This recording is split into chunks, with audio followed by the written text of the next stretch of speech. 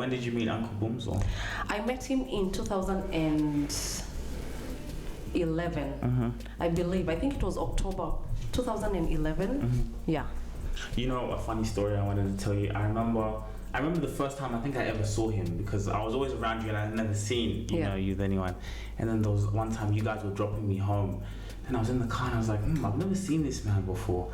And I was like, they kind of look alike. But I didn't want to say anything. I was like, I was like, is that her brother? But I was like, no, I've never seen him. But it sounds like they're dating, I never told you that before. But everyone says, even his sister, the first time we were together at home, even the sister was like, my goodness, you guys look alike. And we get that a lot. Everyone says, you guys look alike, you look alike. And I'm like, okay, we must look alike, because a lot of people seem to think that. But yes, I met him, although his version is different to mine. Okay. So my version is, Mashujaa Day, which is in October, which is one of the national celebrations in Kenya. So there was an event, a Kenyan event. So that's where I met him. But then he thinks we met at a club. Very we probably did, but I had not been drinking chicken soup, so my memories of that night are very blurry. So, but the day we actually met and had a conversation and knew, oh hi, I'm Esther, I'm Mombi, I'm Bumzo. So that was in October. What attracted you? Like why him? Tell me. You've seen him. He's a good-looking chap. Yeah. No, but also, I think it's his sense of humor. Okay. He's, from the word go, he was very silly. Because I remember, actually, the first time I talked to him was because I was trying to, what was I trying to do? I was trying to collect some information, and I knew he used to play football for a Kenyan team or a club. So I was asking him information about a few members of the team. And I remember one of the things he sent me, that was actually even before I met him, because someone had directed me to him, and then he had written something like, oh yes, this and that, and I have sexy legs. I remember he said something like that, and I was like, oh my god, that is so unexpected. And then now when I actually really met him was at Mashujaa Day in October 2011, and we really got along. And then funny enough, we come from the same area, and we have many mutual friends who we used to hang out with. Like, people I used to hang out with are his friends, but for some reason we've never met. So I think there was that connection as well. We had a lot in common, and we got along so well. Yeah. You know what I've always noticed about you guys, and I wanted to say that the sense of humor, but you guys both have like a sense of humor, and I kind of always see you guys making jokes, and it kind of just, it looks like such a friendship, So it was so we connected immediately, because even the conversation we had was just so light and fun, and you're like, oh my goodness, I'd like to hang out with this person a bit more, because it's been a while since, or maybe ever since I've met someone and we connect. But also you feel so at ease with someone, like you don't have to try to be anyone else with them.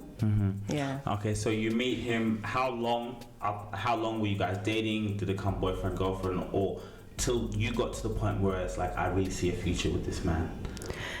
Actually, it didn't take that long. Okay. Yeah, and it's usually the what rule. All those rules went out the window. So I think from meeting in October 2011, I'm pretty sure we moved in together by, I feel like it's 2012, mid 2012. I should know these numbers. Yeah, it's okay. But I'm pretty sure within a few months we had already at least started talking about the moving in together. And then he was going to Kenya in 2013, and he said, I'd like you to come and meet my family. Wow. And in my world, if someone tells me that's serious. And there was no hesitation from my side. So I think it didn't take that long to know that, we can see a future with each other. I mean, because, and you see, for me, I would never have moved in with someone unless we are, I used to say unless we are married, but then obviously I broke that rule, but we were talking. So he had said, by the time we were moving in, we had already said we are going together to Kenya next year and let our families know that we're both going. On this path of life that I'm on right now, I'm always thinking about the future. I'm always thinking about my financial future. How can I make important moves now that are going to impact me when I'm older? This video is sponsored by Raiz. Every time you get an income, you can set weekly, monthly, daily investment goals. You can put aside money while you're growing and seeking the best future for yourself. For me, what I do is every week I have an amount and it puts the money into the stock market. It's all about compounded interest. The actions and the things that you do today are impacting your future. So for me to continually having that compounding interest of money being put away into the stock market, by the time I'm 30, 40, 50 years old, that amount is generational wealth. That is the power of compounded interest. It's always important to think about your future, always important to think about tomorrow and 20 to 30, 40 years from now. What Raiz has done with the Rubasha Family Podcast, they're going to give you $5 once you sign up with the Raiz app and you're approved. You can start your financial journey today. None of this is financial advice. Hit the link in the description, get $5 into your account once you're approved, and get started on your investment journey today. What was he doing at the time with his life? He was actually working at Macquarie University, okay, in IT. Yeah, he was there most of until recently anyway, when he got laid off during COVID period. He's been working in IT as a systems administrator at Macquarie University, and then he became a manager there.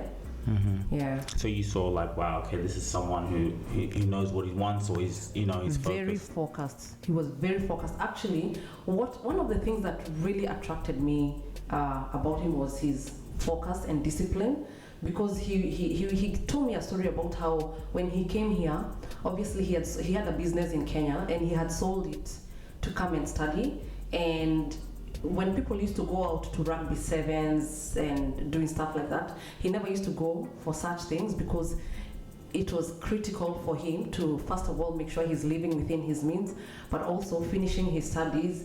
And even the way he planned his life, the way even the work he did when he was a student, very strategic with the organization he worked with, because that was the stepping stone to him being employed by the very university that where he was studying, because he also did a few things for them, like being like, I think it was something to do with students.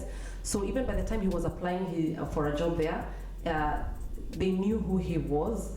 So I was attracted to his ambition and his discipline.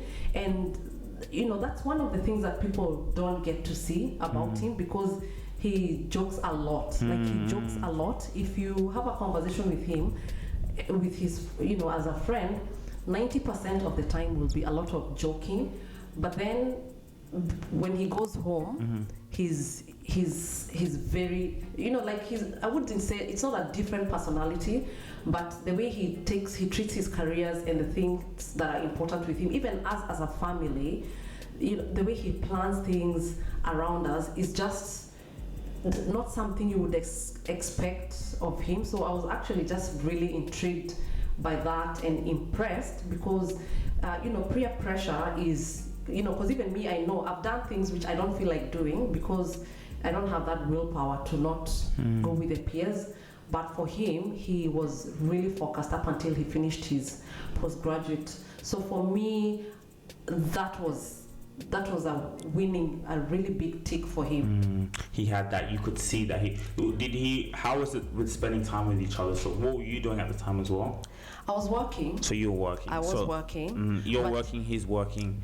We spent a lot of time together. Like, anytime we were free, I think we were together.